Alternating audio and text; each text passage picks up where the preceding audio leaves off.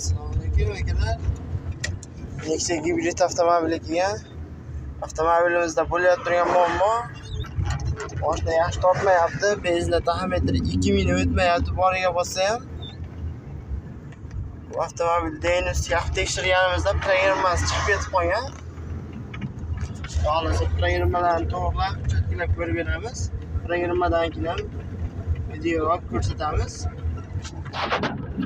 Gaz boriga bo'lsa ham tortmayapti benzinda. Akalar, xudo xolasa programma yozish jarayoni. O'zinikiga bir rejim hujjatini programma yozib qo'yishgan ekan.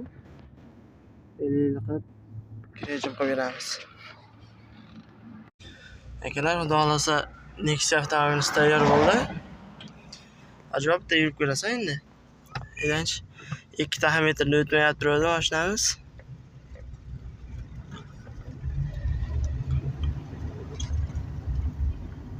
Qattiq so'rasiz. Taxometrlar ham zo'r qoldi, mashinalar siltishlari ham yo'qolib ketdi. Kimga shunaqa xizmatlarimiz kerak bo'lsa, nomerlar ekranda qoldiramiz.